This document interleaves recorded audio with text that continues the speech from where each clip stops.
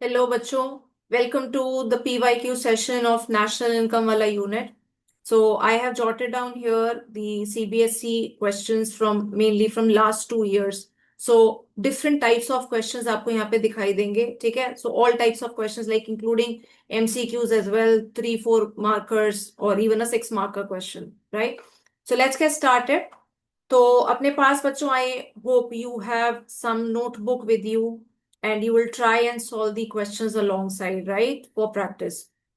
So let's begin with the very first question.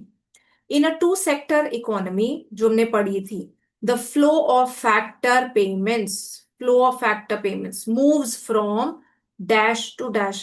Factor payments याद करो बच्चों, circular flow पढ़ा था टू सेक्टर इकोनॉमी का. जो फैक्टर पेमेंट्स है वो कहाँ से कहाँ मूव करती हैं? हाउस होल्ड से फर्म्स या फर्म से हाउस होल्ड? फैक्टर पेमेंट कौन किसको किसको देता है? फर्म्स देती हैं हाउस होल्ड को, यही पढ़ा था ना. हाउस होल्ड ऑफ फर्म्स को क्या देते हैं? Consumption expenditure. If I talk about the money flows, right. So flow of factor payments moves from firms to households. I hope ये काफी सीधा क्वेश्चन है और सिंपल क्वेश्चन टू बिगिन है, इसमें कोई प्रॉब्लम नहीं होगी, right.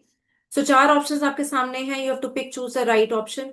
Option A, firms households, वही मेरा आंसर है. आगे मैं ना भी पढ़ूं, if I am like confident about the answer, तो आगे मैं ना पढ़ के अपना टाइम भी बचा सकती हूँ, बट स्टिल एक बार देख लो because we are reading the question. Option B is firms government, मतलब ही नहीं है टू सेक्टर इकोनॉमी में. Banks household, no. So definitely this is crossed out. Option D, household to firms. अब यहाँ पे कंफ्यूजन शायद से किसी को हो जाए अगर थोड़ी बहुत भी आपकी कमी है, इन दी कॉन्सेप्ट, राइट. तो यहाँ पे कंफ्यूजन का स्कोप ही नहीं है बच्चों. फैक्टर पेमेंट कौन किसको देगा? फर्म्स ही हाउस होल्ड को देंगी. तो definitely my answer is option A. ठीक है. Now, say, moving on to the second question, right?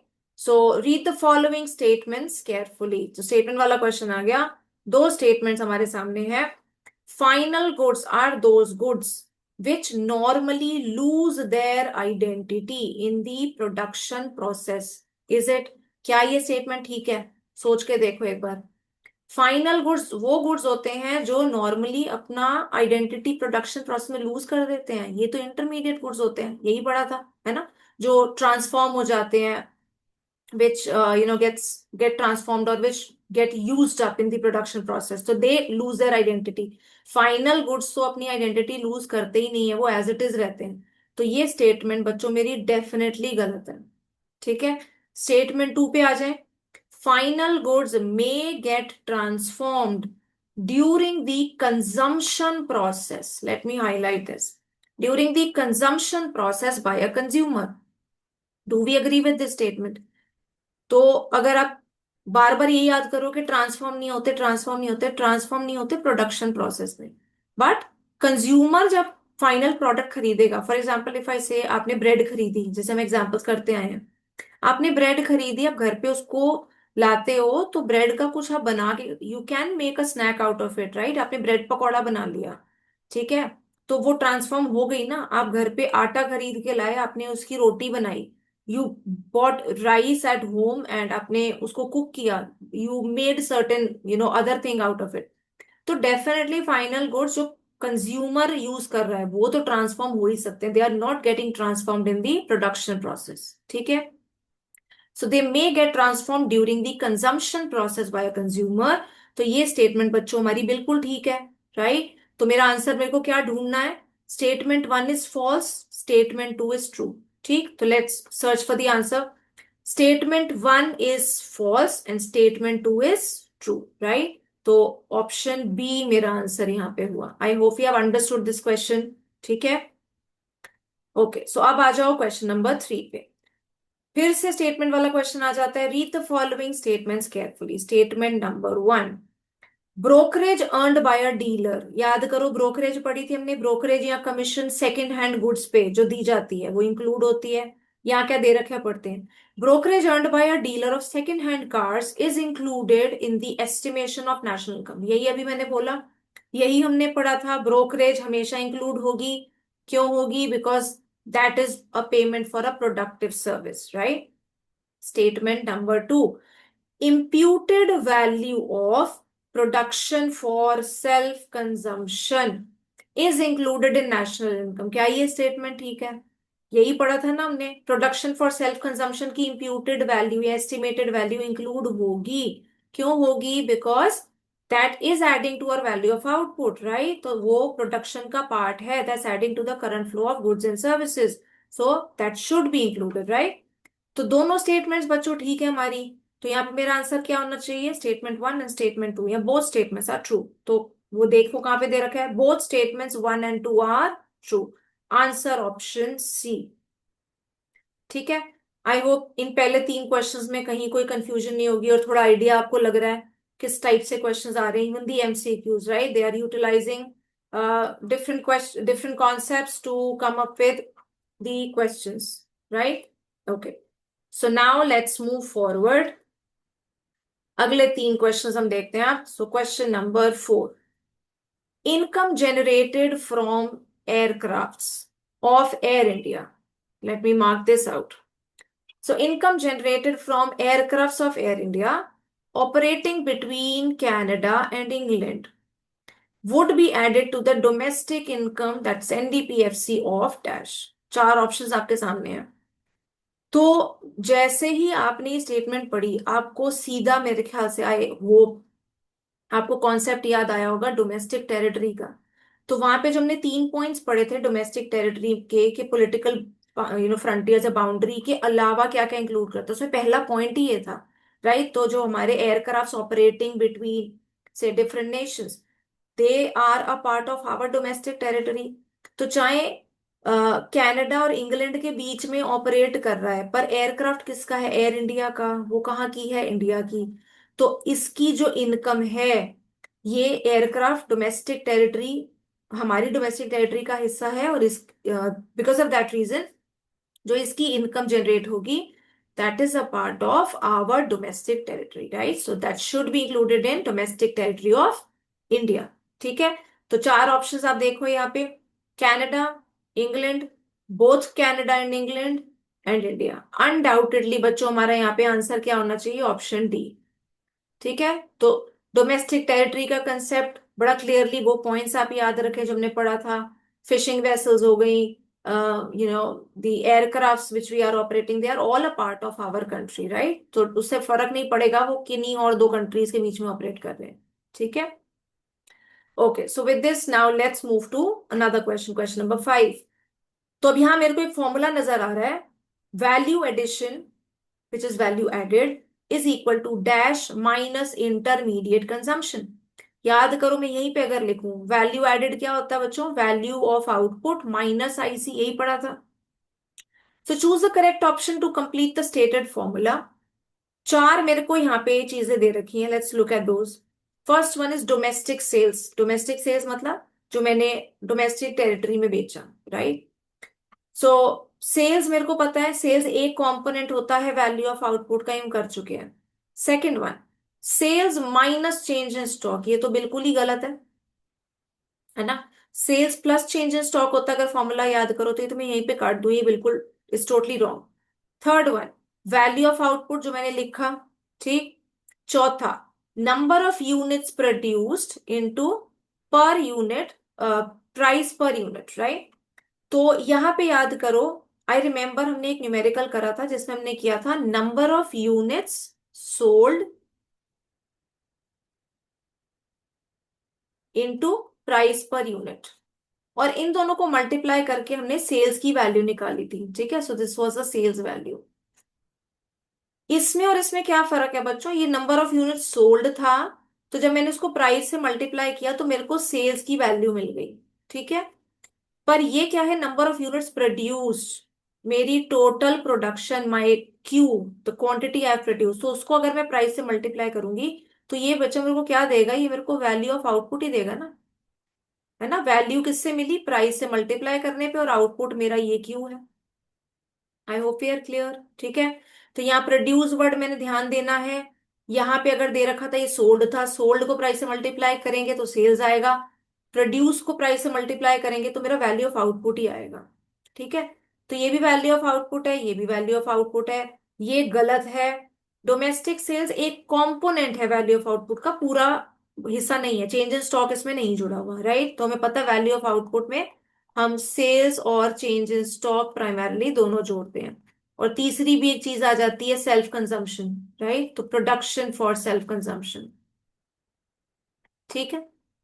तो अब आप अपनी आंसर ऑप्शंस देखें, हमें यहाँ पे बड़ा क्लियर नजर आ रहा है। हमारी आंसर ऑप्शन क्या है, वैल्यू एडिशन में क्या लिखना है, value of output minus IC. Value of output हमें दो आइटम से मिल रहा है, तीसरा और चौथा, हाँ या ना, यही हमने डिस्कस किया। Let's look at the answer options. Option A 1 और 2 बिल्कुल ही नहीं, ठीक है, we have already discuss that, तो एक गलत है, दूसरी हाफ है। B1 is second and third, again wrong, second यहाँ पे रॉन्ग है। C1 is second, third and fourth, second गलत है, 3 4 ठीक है, ये भी नहीं। आंसर ऑप्शन डी, 3 और 4, जो भी हमने डिस्कस किया, राइट। सो वेरी क्लियरली यहाँ पे मेरी क्वेश्चन नंबर 5 में मेरा आंसर क्या बनता है बच्चों, answer option is D. I hope we are clear with the question, ठीक है। तो यहाँ पे बड़े ध्यान से आपने एक चीज नोटिस करनी है, नंबर ऑफ यूनिट्स प्रोड्यूस्ड था, सोल्ड नहीं था, ठीक है। Okay. So now with this, let's move to another question. Question number 6. To arrive at the value of gross value added at factor cost, GVAFC, let me highlight this. Dash must be dash to or from GVA at MP. Choose the correct option to fill in the blanks. ठीक है, option से बाद में देखूंगी, पहले मैं अपना formula लिख लेती हूँ। निकालना क्या है, to arrive at the value of GVAFC, right. तो निकालना है GVAFC, किससे निकालना है, टू और फ्रॉम GVAMP, ठीक है, राइट। ग्रॉस ग्रॉस है, सिर्फ एमपी का एफसी बनाना है और कुछ नहीं करना। तो एमपी का एफसी कैसे बनाएंगे बच्चों, एनआईटी माइनस कर देंगे, यही पढ़ा था ना, नेट इनडायरेक्ट टैक्सेस। एमपी में से एनआईटी माइनस कर दोगे, एफसी आ जाएगा, ठीक है। तो मेरा आंसर मुझे यहाँ मिल गया। What should I do to arrive at the value of GVAFC, NIT must be subtracted, right, from GVAMP, ठीक है। सो आंसर ऑप्शन देखें, ए और बी में डेप्रीसिएशन है, ये तो बिल्कुल इसका कोई मतलब ही नहीं है। सी में एनआईटी है, एनआईटी एडेड, ये भी नहीं है। D is NIT subtracted, so my answer option is clearly D. I hope we have understood the question, ठीक है। तो यहाँ पे आपका ये कन्वर्जन वाला कॉन्सेप्ट आ गया for this MCQ, right. So I hope बच्चों we are clear with these questions what we have done so far, ठीक है। Let's move ahead. अब हमारा 3 नंबर का क्वेश्चन आ गया। So look at question number 7 now, right. Question number 7। So question number 7 में हमारे पास इंटरनल चॉइस भी है। सो ए पार्ट कहता है, Meera and Shahid are two classmates, फिर से सिचुएशन बेस्ड क्वेश्चन दे रखा है, who were comparing India's economic growth over the years. Meera referred to the increase in GDP at current prices. यहाँ पे आपका कॉन्सेप्ट ये वाला आ गया, ठीक है। तो करंट और कांस्टेंट प्राइसेस वाला कॉन्सेप्ट मेरे को यहाँ पे साफ नजर आ रहा है। GDP at current prices prevailing in the market, while Shahid insisted on considering GDP after adjusting for inflation. Inflation को एडजस्ट करने के बाद, प्राइस राइज को एडजस्ट करने के बाद जो जीडीपी आएगा, वो कौन सा जीडीपी होगा बच्चों, that will be a real GDP, है ना। Yes or no? Right? I have filtered out the price changes. ठीक है. So their debate on which of the two measures gives a true picture of people's well-being remained inconclusive. तो दोनों के दोनों बच्चे discussion कर रहे हैं. They are having a debate कि हमें, एक कह रही है, मीरा कह रही है करंट प्राइसेस पे लेना चाहिए, और वो कह रहा है कि हमें रियल जीडीपी लेना चाहिए। सो आंसर आपको पता है क्वेश्चन किस तरफ ले जा रहा है, और आंसर भी आपको पता है हम किसकी बात कर रहे हैं।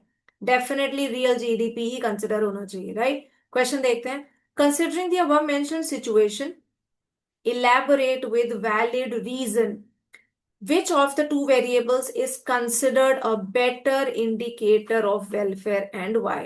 3 नंबर का क्वेश्चन है। तो डेफिनेटली बच्चों मेरे को एक नंबर यहाँ पे, मैं अगर मार्किंग स्कीम का अंदाजा भी लगाऊं, एक नंबर तो मेरे को बड़ा क्लियरली यहाँ पे ये बताना पड़ेगा ना, which of the two variables is a better indicator of welfare, ठीक है, और 2 नंबर की रीजनिंग मेरी आ जाएगी। तो GDP at current prices is not a good indicator. However, GDP after adjusting for inflation, definitely, my real GDP is a better indicator of welfare. ठीक है, so better indicator of welfare, why? तो एक number आपको ये बताने का मिलेगा और 2 नंबर के आपने रीजंस देने हैं। ठीक है, तो रीजन में सबसे पहली चीज आइडियली जो आपको लिखनी चाहिए वो क्या लिखोगे, जो सिचुएशन भी बच्चे कर रहे हैं, दे आर कंपेयरिंग, राइट? तो कंपैरिजन की बात करेंगे, पहले हम क्या लिखेंगे, रियल जीडीपी बेटर इंडिकेटर क्यों है? Because this shows, real GDP shows actual economic growth. Yes और नो, यही पढ़ा था ना? तो एक्चुअल इकोनॉमिक ग्रोथ और increase in the physical output, because real GDP is not affected by the price level। ठीक है, so after adjusting for inflation this is not affected by the price level। तो पहला ये लिख दिया, उसके बाद you write about the comparison, so this is a better tool for comparisons, as you know, if the physical output has increased over a period of time, then only we are having economic growth। ठीक है, so comparative purposes के लिए, चाहे inter temporal comparison हो गया, यहाँ पे inter country भी कंपैरिजन देते हो, given the situation they are talking about this, right? So comparing India's growth over the years लिखा हुआ है ना यहाँ पे, ठीक है, तो given this situation as well, right? So this includes, so real GDP definitely better है on both the fronts, right? तो physical output पे increase इससे पता चलेगा, और comparisons करने के लिए भी यही इंडिकेटर बेटर है। ठीक है, तो याद करो मैंने आपको कहा था ये वाला जो टॉपिक है, ठीक है, करंट और कांस्टेंट प्राइसेस वाला, this is most likely a 3 mark का क्वेश्चन। तो यहाँ पे हमें वो क्वेश्चन मिल रहा है, ठीक है, in the very recent years, right? Okay, so with this now let us come to see the और पार्ट ऑफ इट। वो भी एक सिचुएशन वाला ही क्वेश्चन हमें दिख रहा है। Two friends Ravi and Harry were discussing whether the money received from sale of an old car. याद करो, एक कहां पे जा रहे हैं हम, इनकम मेथड की प्रिकॉशंस में पढ़ा था, राइट? पुरानी कार बेच के पैसा मिला, money receive from the sale of an old car should be included in India's national income, पढ़ा था हमने। तो क्या income from sale of old या second hand goods should be included? नहीं इंक्लूड करते हैं, पढ़ चुके हैं, ठीक है। आगे देखें, Ravi was of the view that it should be included in India's national income while Harry did not agree with him। फिर से there's a confrontation। They also had difference of opinion on the treatment of brokerage। दोनों चीजें आ रही हैं बच्चों यहाँ पे question में, ब्रोकरेज भी आ रही है, paid to the car dealer, उसमें भी डिफरेंस ऑफ ओपिनियन है, and income from sale of old car भी है, ठीक है। So as an economics teacher, state the treatments with valid argument, right? तो बिल्कुल स्ट्रेट फॉरवर्ड क्वेश्चन पूछने की बजाय कि हाउ वुड यू इंक्लूड और treat this in national income, बिल्कुल इस तरीके से पूछने की बजाय उन्होंने आपको एक सिचुएशन दे दी है, ठीक है। तो यहाँ पे 2 हिस्से हैं क्वेश्चन के। पहला हिस्सा, so if I right point wise, the first one, so state the treatments, right? So I have to talk about, so income from, definitely पहली मैं चीज क्या बात करूंगी, income from sale of an old car, right? Should it be included or not? क्या पढ़ा था हमने? Should not be included, right? So should not be included, should not be included in national income, ठीक है। क्या पढ़ा था, क्यों नहीं इंक्लूड होनी चाहिए? Because this was already counted in the year, in that particular year in which it was produce, ठीक है। सो दिस डज नॉट, दोनों चीजें लिखना, it already was counted in the year in which it was produce, it does not add to current flow of goods and services, right, both the things, ठीक है। तो definitely count नहीं होगी। दूसरी चीज है ब्रोकरेज की बच्चों, तो ब्रोकरेज क्या पढ़ चुके हैं हम, ब्रोकरेज काउंट होती है, अभी ऊपर भी एक क्वेश्चन आया था, ठीक है। So brokerage paid to the car dealer, right, so paid to the car dealer will be included, will be included, और क्यों इंक्लूड होगी? As it is a payment for a productive service, right, which has been given in the present year. ठीक है, तो अब यहां देखो बच्चों, ये 3 नंबर का आपका क्वेश्चन है, 2 पॉइंट्स हैं आपके पास, तो by the marking scheme usually जिस तरीके से होता है, it will be a 1.5 and 1.5, right. तो हाफ मार्क ये बताने का कि इसकी ट्रीटमेंट क्या होगी, और 1 नंबर रीजन का, मोस्ट लाइकली रीजन को ज्यादा इंपॉर्टेंस दी जाती है। ठीक है, तो रीजन प्रॉपर तरीके से लिखेंगे, the way we have studied, right. I hope you have understood these questions. ठीक है, okay, so now let us look at another one. So question 8 हमने अब देखना है। Let's look at question number 8. For a hypothetical economy, assuming there are only two firms, X and Y, with equal values of gross value added. Let me underline this. Equal values of GVA. So बच्चों मेरे को दे क्या रखा है? I have GVA of two firms are equal, right? तो मैं ये note कर लेती हूँ, GV of X and GV of Y are equal. On the basis of following data, estimate the value of domestic sales. निकालना क्या है? Domestic sales of both the firms X and Y. ठीक, अब चीजें क्या क्या दे रखी हैं एक बार देखेंगे। So I am given 5 items. Value of output of Y, तो ये आपको डायरेक्टली दिया हुआ है, value of output of Y 700। Purchases by firm X, ये परचेजेस फर्म एक्स की है from by 200। Exports by firm X, ठीक है। तो सेल्स में मेरे पास दो ऑप्शंस हैं, अगर मैं यहां पे लिखूं, जो बच्चों ने वैल्यू ऑफ आउटपुट में पढ़ा था, sales primarily plus change in stock. तो सेल्स में मेरे पास दो ऑप्शंस हैं, टोटल सेल्स मेरी क्या होंगी? डोमेस्टिक सेल्स प्लस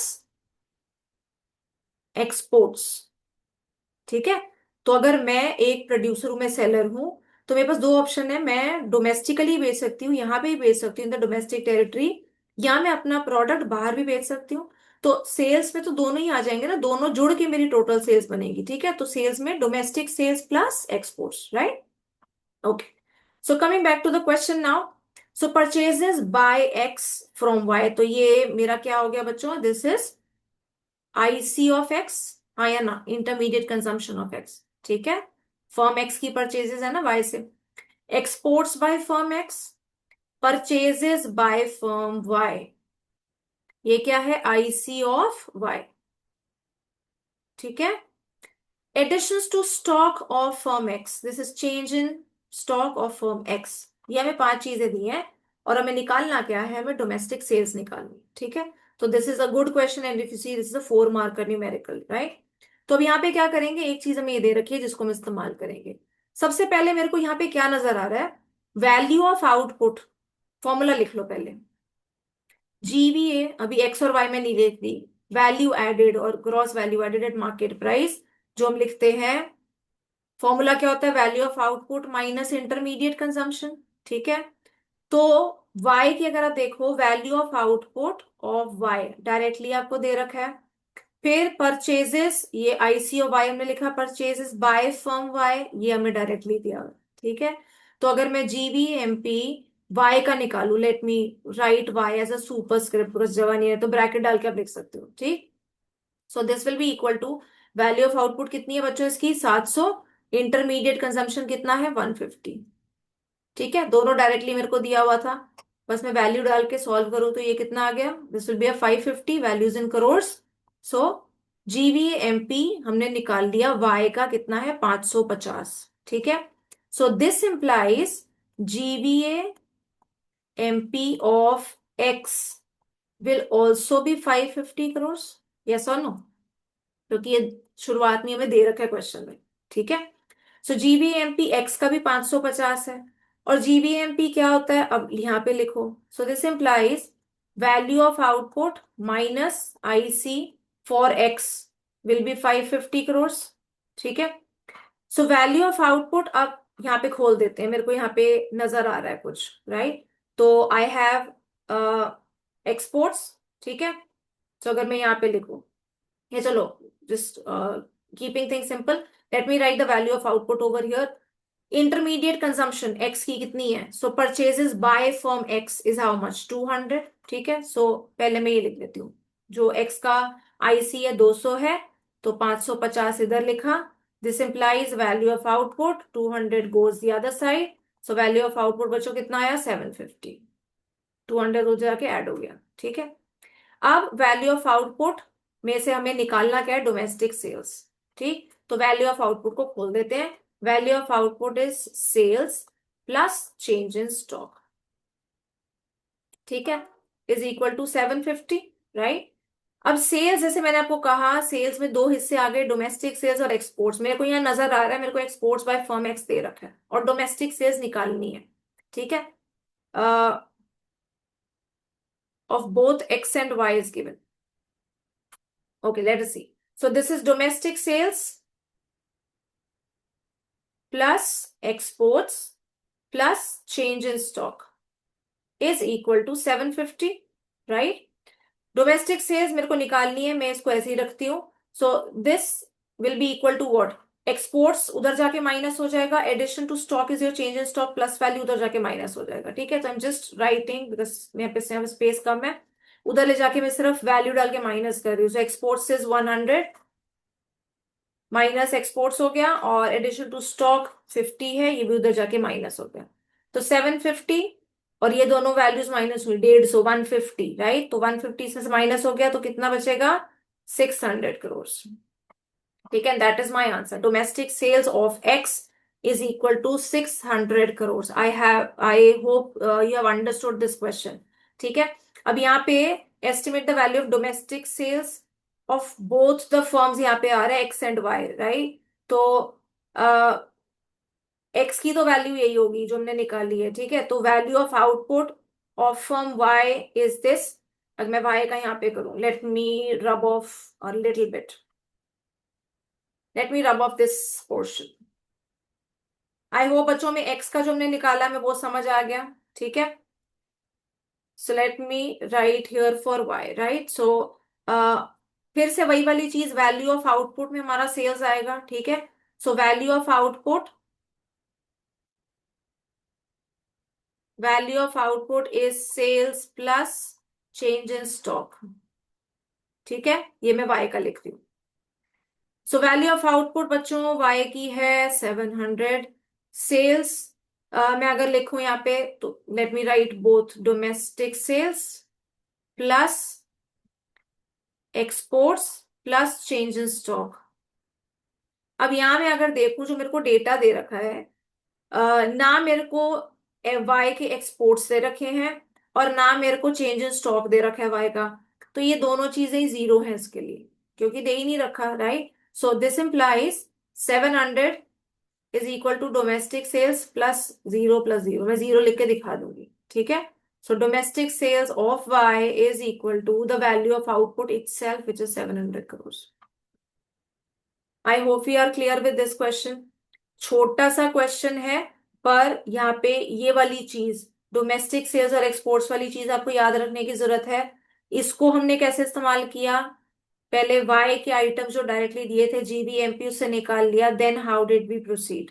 ठीक है, so I hope we are clear with this type of a question. ठीक है, तो थोड़ा सा डिफरेंट था ये, so that is the reason I have included this one. ठीक है, okay, so now let us move to the next one. So question number 9 देखेंगे बच्चों। Miss Rita DaCosta retired from the post of Income Tax Commissioner in the year 2023. फिर से एक situation आपको दे रखी है, एक फीमेल का नाम दिया हुआ है, she retired from a particular post. Apart from her pension, she also receives the following from various sources. 3 bullet points आपको दिए हुए हैं। So apart from her pension she receives the following: rental income from a flat she owns, interest income from her fixed deposits, money sent by her children settled abroad. ठीक है, identify and classify her monthly incomes into factor income and transfer income with valid reasons.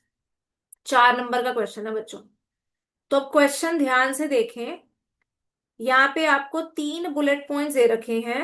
सिर्फ ये 3 bullet points नहीं है, ये भी है, काफी बार होता है। Even while checking the papers we see, ये चीज बच्चे ने इग्नोर कर दी, ध्यान नहीं दिया। So apart from her pension, वो रिटायर हुई है, ये सिचुएशन आपको ऊपर दी है, तो सबसे पहली चीज तो बच्चों उनको रिटायरमेंट पेंशन ही मिल रही है ना, हाँ या ना? ठीक है, तो as the very first thing what she is receiving is retirement pension. तो क्या ये बताओ, क्या ये इंक्लूड होगी? पढ़ चुके हैं रिटायरमेंट पेंशन, आपने काम किया है अपनी whatever the working years, उसके बाद ही you entitle for retirement pension, तो this is definitely a factor payment, right? तो यहाँ पे हमने फैक्टर और ट्रांसफर इनकम बतानी है ना, factor income, sorry, not a factor payment, ठीक है। So this is the factor payment. Factor income, factor income लिखने का एक ही रीजन रहेगा, तो फैक्टर इनकम कौन सी इनकम होती है, which is given to a factor owner in return for या in lieu of the productive services rendered in the production process, right? तो वही चीज आप लिखेंगे। So retirement pension is a factor income as it is earned by rendering productive services in the production process, ठीक है। दूसरा हमें दे रखा है रेंटल इनकम, तो यहीं पे लिख देते हैं rental income which is your rent, right, from a flat she owns, ठीक है। तो याद करो रेंट कहाँ पड़ा था, ये भी फैक्टर इनकम है, ठीक है।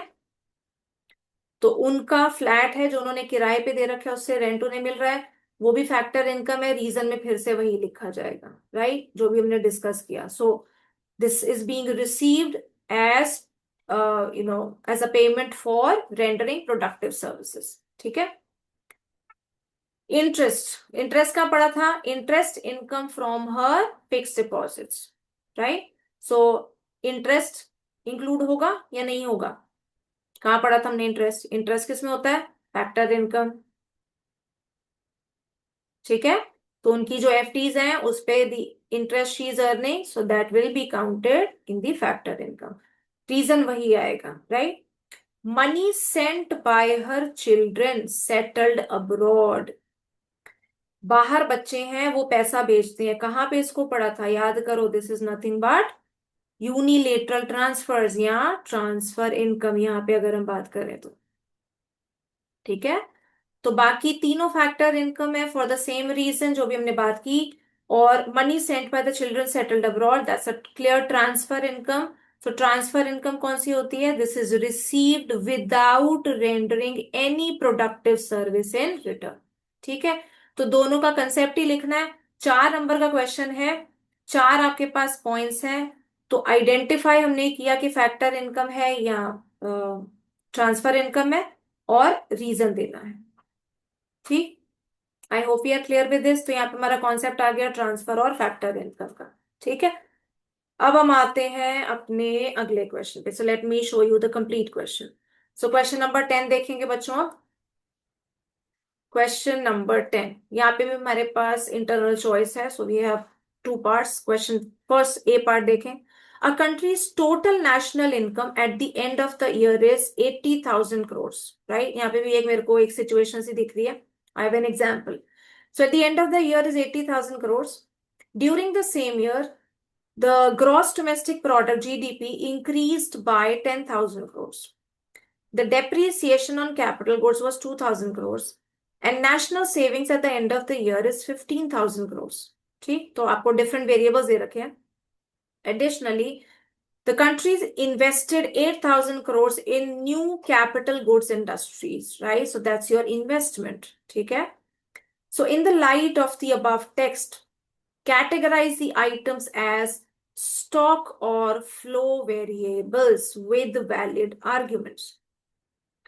4 नंबर का क्वेश्चन, ठीक है, ये इसी साल का क्वेश्चन है, 2026 का। सो यहाँ पे आपको एक पैराग्राफ दे दिया, उसमें कई सारे वेरिएबल्स आ रहे हैं, और आपको पैराग्राफ पढ़ के समझना है और बताना है to categorize the items as stock और फ्लो विद रीजंस, राइट? तो स्टॉक इकट्ठा कर दें और फ्लो इकट्ठा कर दें। तो पहले देखते हैं यहाँ पे क्या हमारे पास स्टॉक है या आइटम्स, एक बार दोबारा देखो। नेशनल इनकम साल की जो है 80,000, right? So this is my flow, yes और no? National income is a flow variable, यही पढ़ा था। GDP increased by this, right? So change बता रहे हैं जीडीपी में, और जीडीपी खुद भी फ्लो वेरिएबल ही है, पढ़ चुके हैं हम। डेप्रीसिएशन ऑन कैपिटल गुड्स, जो हमने पूरे साल में मार्क करी, ये भी क्या है, ये भी मेरा फ्लो वेरिएबल है ना, पूरे साल की डेप्रिसिएशन ही आपको बता रहे हैं। So national savings eight the end of year, savings बच्चों पढ़ चुके हैं, याद करो क्या है, फ्लो वेरिएबल है। Additionally, the country invested 8,000 crores in new capital goods industries. So your investment or capital formation, the addition to the existing capital stock, investment भी क्या होती है, फ्लो वेरिएबल ही होता है। ठीक है, तो ये सारे ही फ्लो वेरिएबल हैं, right. There is nothing as a stock variable over here. जो मार्किंग स्कीम आई थी उसमें नेशनल सेविंग्स को स्टॉक लिखा हुआ था, राइट, बाकी फ्लो थे। But national savings is also a flow variable. So unless यहाँ पे conceptually national savings is a flow variable definitely, तो यहाँ पे किसी भी तरीके से हम जस्टिफाई नहीं कर सकते कि नेशनल सेविंग स्टॉक है। ठीक है, अगर मेरे को एक पर्टिकुलर डेट दे दी, अगर मैं कहूँ for example savings at a particular time या as on a given date, अगर मैंने डेट उसके साथ मेंशन कर दी तो मैं उसको फिर भी स्टॉक मान लूं। बट अगर मैं कह रही हूँ साल के एंड में सेविंग्स इतनी है तो साल की सेविंग्स है, राइट, तो कंसेप्शुअली इट्स अ फ्लो वेरिएबल। ठीक है, तो ये बच्चों मेरे सारे ही फ्लो होंगे, और इसके लिए मैं रीजन एक ही लिखूंगी कि डेफिनेशन ही आ जाएगी। फ्लो वेरिएबल कौन सा होता है, flow variable is that variable which is measured over a period of time, यही पढ़ा था ना हमने। ठीक है, over a period of time. तो यहाँ पे जो आपको बता रहे हैं ये पूरे साल की ही कहानी बता रहे हैं, so that's a period of time not a point of time, right. So these all are my flow variable, so वही रीजनिंग लिखी जाएगी। ठीक है, एट मैक्स स्टॉक का आप डेफिनेशन लिख दीजिए, and these are not stock variables, they are not being measured at a point of time. ठीक है, पार्ट बी पे आ जाते हैं। सो पार्ट बी अब क्या कह रहा है, let us look at that. The value of nominal gross national product, nominal GNP, याद करो फिर से नॉमिनल और रियल वाला आ गया, of an economy was 25,000 crores in a particular year. ठीक है, तो यहाँ मेरे को दिख रहा है न्यूमेरिकल है, let me write what is given to me. So nominal GNP is 2,500 crores. The value of GNP of that country during the same year estimated at the prices of base year, right? So base year prices is, I know, is my real GNP. ठीक है, कितना है, 3,000 crores, right? So there are two things given to me. First one, estimate the value of GNP, gross national product deflator in percentage, right? So GNP deflator. अब याद करो, आपने तो बच्चों जीडीपी डिफ्लेटर पढ़ा था, तो क्या ये कोर्स में नहीं है, सारी चीजें ऐसे नहीं वो पॉसिबल, मतलब अब याद करो हमने जो कॉन्सेप्ट पढ़ा था प्राइस इंडेक्स वाला, जब उसमें करंट नेशनल इनकम और बेस ईयर वाली नेशनल इनकम नीचे डाली थी, नॉमिनल ऊपर रियल नीचे, वही जीडीपी में डाल के पढ़ दिया, तब यहाँ पे जीएनपी दे दिया। कॉन्सेप्ट वही रहेगा, नॉमिनल ऊपर रियल नीचे, सेम थिंग, राइट, फॉर्मूला वही है। तो nominal GNP upon real GNP, same formula, GDP की जगह जीएनपी कर दिया, कोई फर्क नहीं है, यहाँ आपको दे रखा है इन परसेंटेज, वैसे भी हम यही लिखते हैं। सो वैल्यू डालनी है और सॉल्व करना है। सो 2,500 अपॉन 3,000 इंटू 100। ठीक है, so you can solve and get the answer. So this gives me how much, this gives me 250 upon 3। सो इसको सॉल्व करें तो कितना आएगा, 83.3। ठीक है, सो 83.3, right, that's my GDP deflator. तो मैंने पहला पार्ट कर लिया, वैल्यू निकल गई। दूसरा पार्ट क्या कह रहा है वो पढ़े। The price level has risen between the base year and the year under consideration, ये स्टेटमेंट दे रखी है। तो अगर मैं क्वेश्चन ना भी पढ़ूं, क्या ये स्टेटमेंट ठीक है, प्राइस लेवल बढ़ा है। अगर आप याद करो, जब ने पढ़ा भी था तभी मैंने आपको बताया था, अगर ये वैल्यू 100 से ऊपर जाएगी तो प्राइस लेवल बढ़ा, ये 100 से नीचे है। जैसे आप 11th में भी इंडेक्स नंबर्स में करते थे, जो बेस ईयर का इंडेक्स होता है हम 100 लेते हैं। आपने इंडेक्स जब निकाला, इंडेक्स मेरा क्या आया, this is nothing but my index only, right, price index कितना है, 83.3। ठीक है, तो मैं क्या करूंगी, 83.3 -100 जो वैल्यू आती है उसमें से 100 हम घटाते हैं, माइनस करते हैं, ठीक है। तो 83.3 छोटा है ना, तो I will get a minus figure, right. So what will I and up with, this will give me a point 16.7, ठीक है। -16.7 मतलब प्राइस लेवल कम हुआ है, पर स्टेटमेंट दे रखी है प्राइस लेवल है risen between the base year and year under consideration, तो द स्टेटमेंट इज रॉन्ग। तो आगे देखो, डिफेंड और refute the statement with suitable argument, 2 number का क्वेश्चन है ये, 2 नंबर का पिछला पार्ट था। तो do we defend, do we agree with the statement, बिल्कुल नहीं। We refute, we are refusing the statement, we are saying this is wrong, right. So refute करेंगे, स्टेटमेंट लिखेंगे आई रिफ्यूट द स्टेटमेंट, और refusal का reason क्या देंगे, ये show करके आप दिखा दो। और आप क्या लिखोगे, द प्राइस इंडेक्स और the GDP deflator, right, is below 100 by this amount, showing that the prices have actually decreased by 16.7%, ये यही शो कर रहा है, ठीक है। सो prices have not risen, they have actually decreased by a 16.7% from base year to the current year, as the GDP deflator is less than or below 100, ठीक है। I hope you are clear with this question. Okay, so let's move to another one. So question number 11. Let me just take this down. Okay, so we have a bigger question. ठीक, so we now have 3 more questions to be done. Question number 11 पे आते हैं। State the meaning and significance of GDP deflator. जैसे बच्चों मैंने आपको बताया, I have tried and highlighted this कि GDP deflator कितना इंपॉर्टेंट क्वेश्चन है। अभी GNP deflator आया था, फिर ऊपर भी ये वाला क्वेश्चन हमारे पास आया था।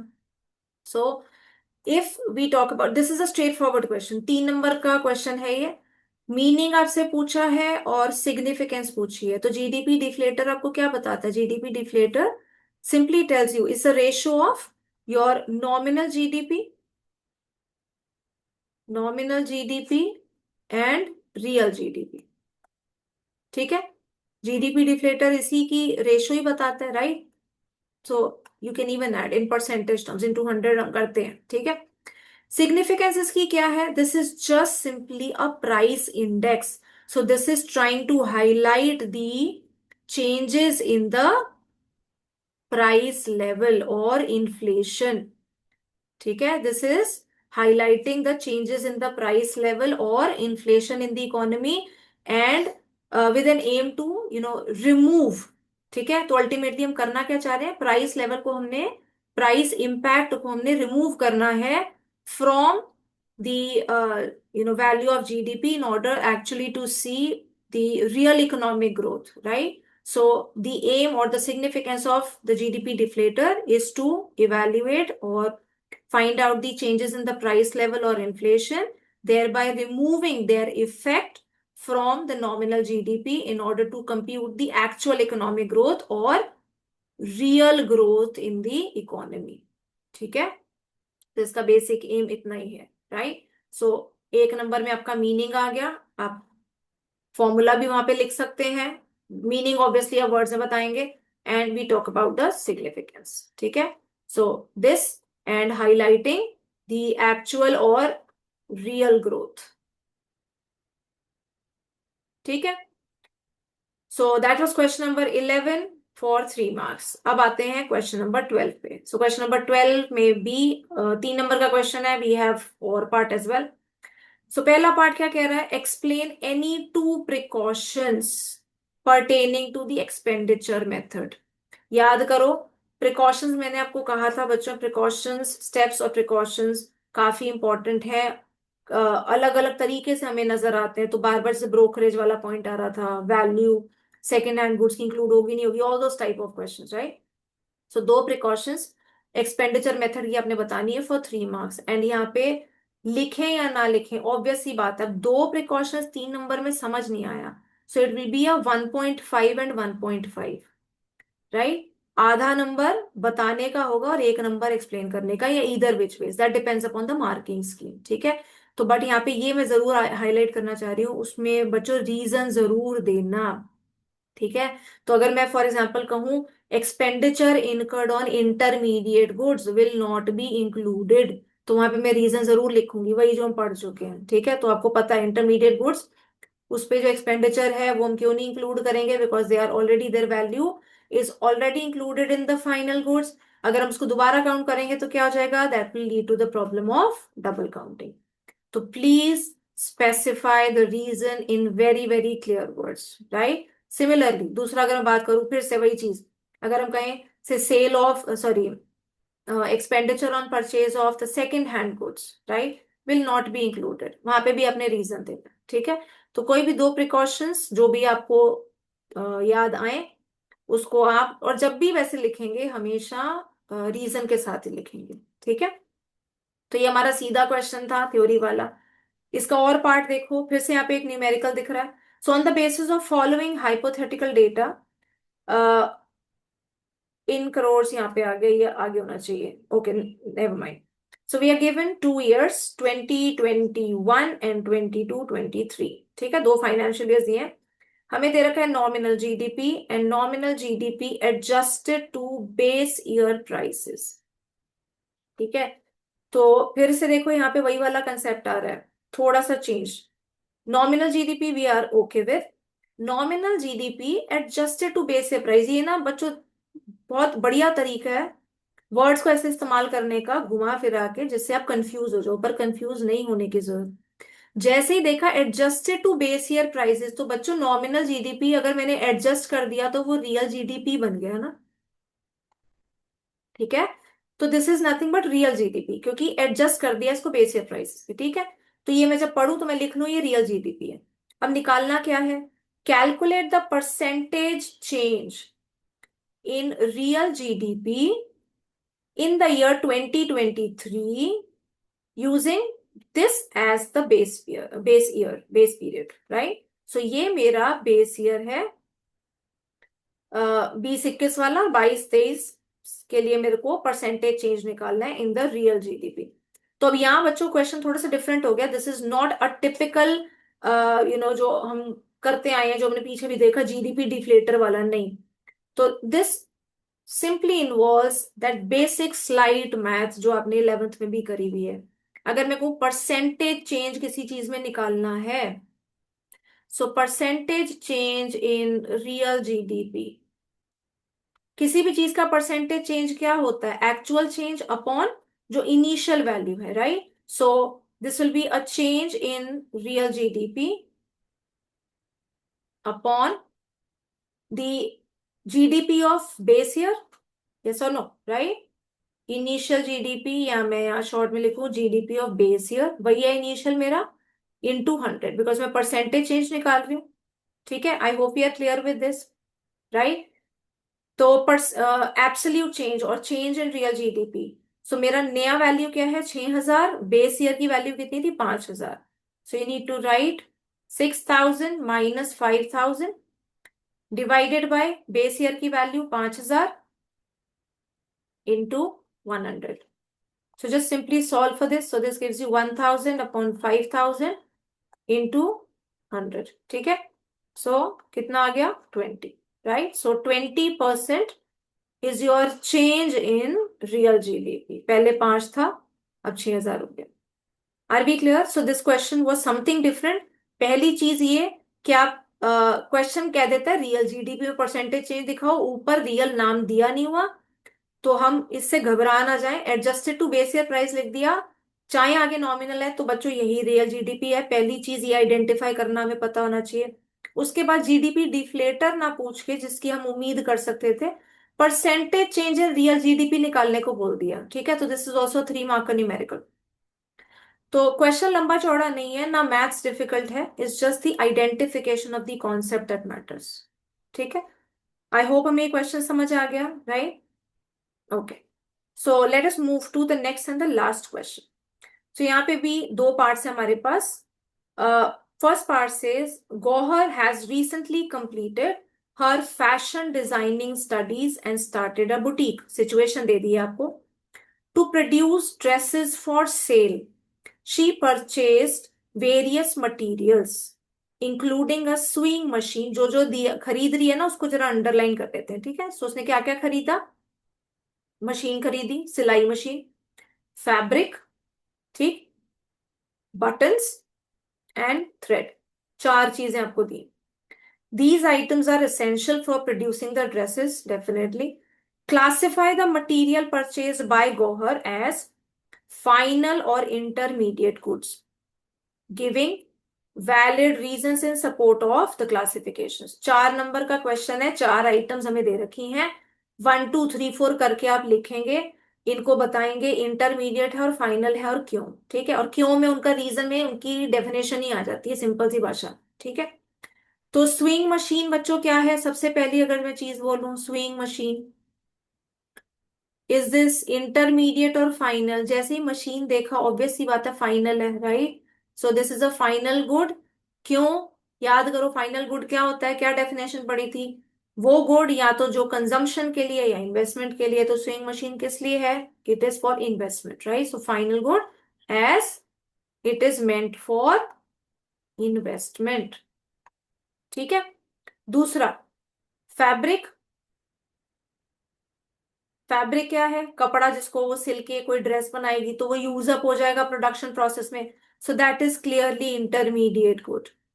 ठीक है, रीजन में वही आएगा, तो as it is getting used up in the production process. तीसरा बटन्स, बटन उसने ड्रेस पे लगाए, वो भी यूज हो गए उसकी फाइनल ड्रेस को बनाने में, तो वो भी इंटरमीडिएट है, रीजन वही रहेगा, used up in the production process. ठीक, थ्रेड धागा, धागे से ही तो उसने सिल के बनाई होगी ड्रेस। ठीक है, तो वो भी इंटरमीडिएट गुड है, रीजन सेम है। तो 4 नंबर का आपका क्वेश्चन है, चार हमें चीजें दी हुई थी, हमने चारों 1 2 3 4 करके लिखनी है, आगे लिखेंगे गुड कौन सा है और रीजन लिखेंगे। ठीक है, रीजन में वही आपको मैंने कहा डेफिनेशन का ही हिस्सा आ जाएगा, given the particular situation in hand, right.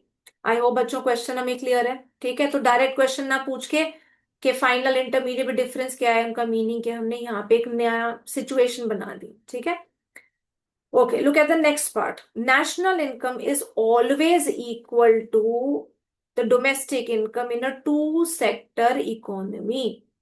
Statement दे रखी है, डिफेंड और refute the given statement with valid reason. 2 number का क्वेश्चन है, तो सोच के देखो। पहली बात तो two sector economy, this is the catch.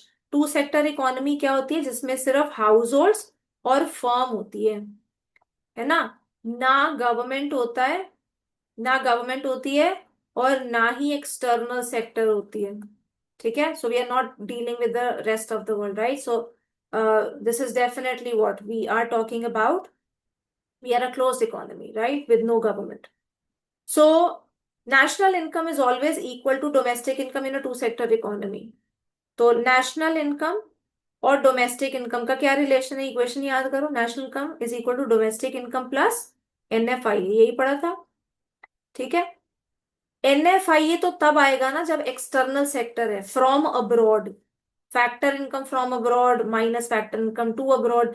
Abroad तो तब आएगा जब ये वाला सेक्टर होगा। टू सेक्टर इकोनॉमी में एक्सटर्नल सेक्टर ही मिसिंग है, तो मेरी ये आइटम तो बच्चों जीरो ही हो जाएगी ना। तो definitely this statement is right, we defend. So आप लिखेंगे यहाँ पे, I defend the statement that national income is always equal to domestic income in a two sector economy. Reason में सिर्फ आपकी एक स्टेटमेंट आ जाएगी with the formula, as in a two sector economy there is no external sector, hence NFIA will be zero।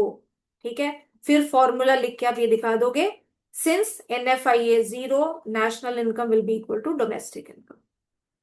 ठीक है, I hope you are clear with this. कुछ questions देख के आपको आइडिया लग गया किस किस किस्म के क्वेश्चन, 3 नंबर 4 नंबर, है ना। डायरेक्ट 6 नंबर का क्वेश्चन वैसे तो होता नहीं है, न्यूमेरिकल भी आता है तो 3 4 नंबर का ही न्यूमेरिकल आता है। तो आई होप आपको थोड़ा सा आइडिया लग गया होगा, given the type of questions. काफी ज्यादा सिचुएशन बेस्ड क्वेश्चंस आजकल आ रहे हैं, है ना, और the typology of questions which we have seen, right. बाकी और भी बच्चों कोई एंड नहीं है, I can not incorporate all possible questions, बहुत सारे और किस्म के क्वेश्चंस हैं।